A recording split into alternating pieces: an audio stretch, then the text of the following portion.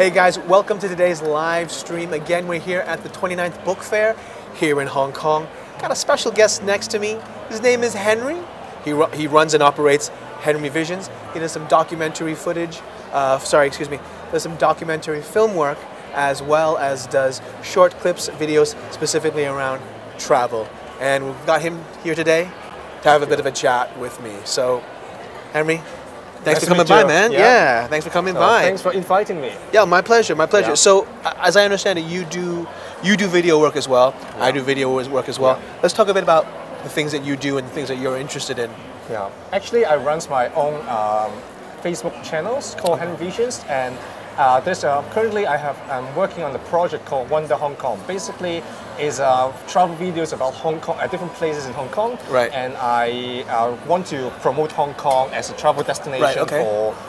for foreigners. Great. Yeah. Okay. Yeah. Excellent. And actually, as I understand it, you also teach Cantonese, right? Yes, exactly. Yeah. Okay. I teach Cantonese to foreigners. Yeah. Excellent. We'll come back to that. Okay. We'll come back because I think that fits in well with your idea of wanting to promote Hong Kong and Hong Kong's culture and things like that. Yeah. So, okay, so let's get right to it.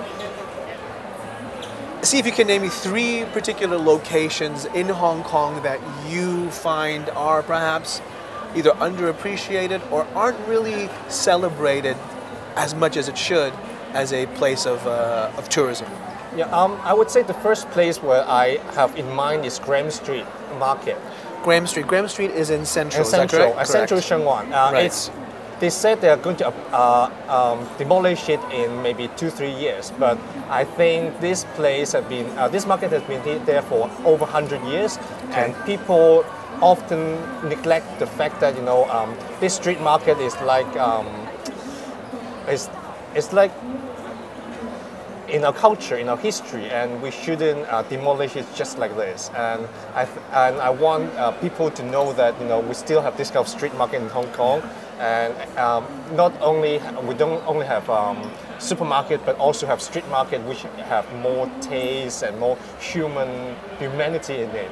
I know what you're saying, because typically, historically, those markets it's kind of like a backbone of the different communities. Yeah, exactly. So we have a lot of wet markets throughout different areas. Obviously, they've moved indoors, and Hong Kong is known for a lot of its development. So sadly, we're seeing a lot of these places becoming more marginalized. So yes, it is a special thing when you get a chance to spend time actually in a market. So, okay, so Graham Street, where else? I would say Zhongshan Pole, because Zhongshan Pole is a very interesting area because as you know, we have the electronic market in Zhongshan Pole, and also we have a lot of outsourced wholesalers for clothes there as well. Yes.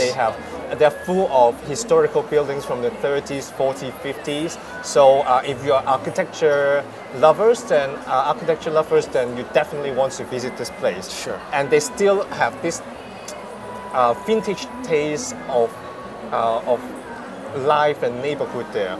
Right. Yeah. Yeah, especially on Apleu Street. Yeah, Apleu Street. Yeah. Apleu Street's excellent. You can get so many things. You get old camera gear, antique vases, old audio equipment, new headphones, lights, just all kinds of stuff. It's also like a flea market at night sometimes. Yeah. So yeah, Zhongshan Pole is a great place. Zhongshan Pole is a great place, and one more place. Where else we got? I would say.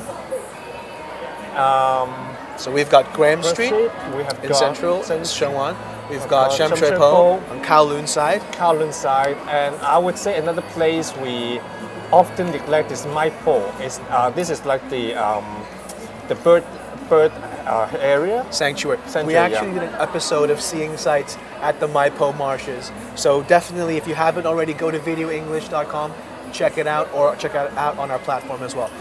Sorry to interrupt for that quick little plug, but yeah, tell us a bit about why you think Mai Po Marshes is important. Because it's not so many.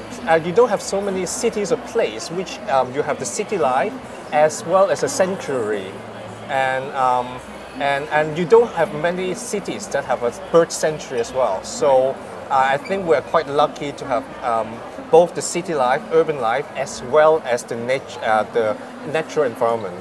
Yeah. Absolutely. Agree. And then if because my pool is somewhere in the New Territory, so as you work the whole week, have a busy life, and you can actually take a weekend off and go to my pool and have a relaxing day there, watching birds.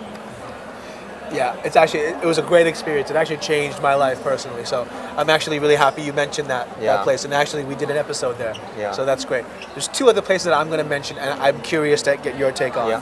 One is Chim Sa Choy. Chim Sa Choy. But specifically, I want to mention Chung King Mansions. Chung King Mansions. I'm a huge fan of Chung King Mansions. I think people don't talk about it enough or go there enough. It's an interesting place.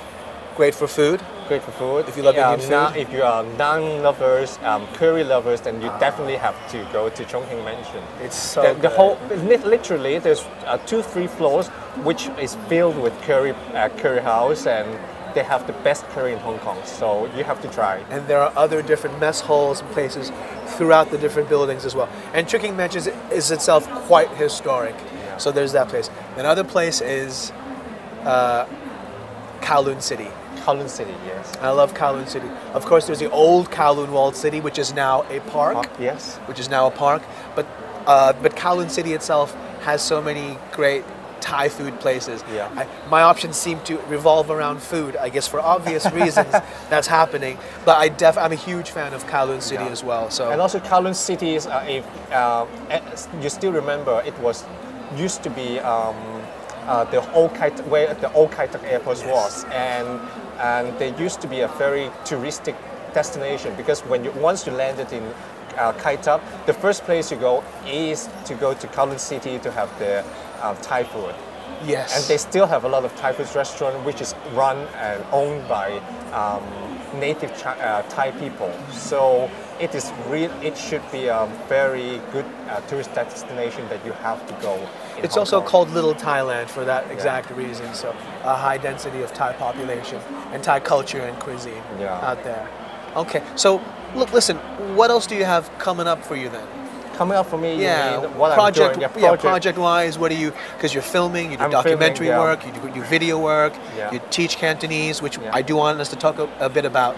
But what do you got going on next? Actually, I'm helping African Drumming Academy, which is like a drumming school operated by African, and I help them to do some promotional work as well. And personally, I'm an art person. I like music, I like dramas, so I think I want to devote myself into developing the art culture and art scene in Hong Kong. So I think I'm just a small potatoes, but I try my best to help in my abilities. In that regard, okay, got it. So Cantonese. Teaching Cantonese to Westerners. What are you using? What medium are you using? I'm assuming it's video as well. I do two things for my students. The first things, I have a face-to-face lesson, so I prepare the notes and materials, and also after each lesson I make videos on vocabularies and words that they learn every lessons, so that they can practice and they can see how it pronounced. And and I enjoy doing Cantonese, because I think if you come to Hong Kong and want to live in Hong Kong, then I think you have to pay the least respect to learn a few phrases in Chinese, so you get by. And Chinese is really fun language. You know, you can have different combinations of words, and you have a lot of 潮語, which is like trendy words and so on. Slang words, yeah. And because that's actually the point that I would make, is that it makes traveling somewhere more fun when you spend a little bit of effort to learn at least some of the phrases. It helps you endear yourself to people more that that you visit, that you meet on your travels, as well as it's just a more native and authentic and also it's experience. Good, and it's also good for you, because when you live in the cities that speak a certain language, then if you know the language, at least you want to know how to order food. Like I have a lot of Westerners friends who come to Hong Kong, and they have never been to Sha Chan Ting without their Chinese friend, because they don't know how to order food. So I think it is learning Cantonese in Hong Kong is quite useful. And at least you go to you get on the taxi and you can tell them where you want to go and where you want to stop and you want to pay and when you want to pay and stuff like that. And also people find you more adorable when you speak Cantonese to them. Adorable, that's an interesting choice of word. Yeah, and you don't need to speak perfect Cantonese, but as understandable Cantonese gets you around. Yeah. Perfect. Excellent. Yeah, excellent. And by the way, just something that was mentioned, mentioned Cha Chan Tang. Cha Chan Tang, we actually have we actually did an episode there at the Kamwa Cafe on Food Wander. So if you do want to check out what a Cha Chan Tang is, definitely go ahead and please do that.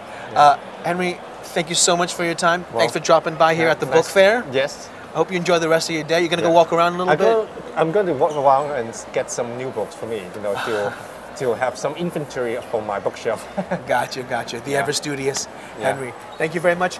Folks, we'll see you guys around. Thanks again for joining us. We'll have another live stream later on this afternoon, and tomorrow will be the last day, of course. We'll have a little wrap up this afternoon. Thanks again for joining us. We'll see you next time.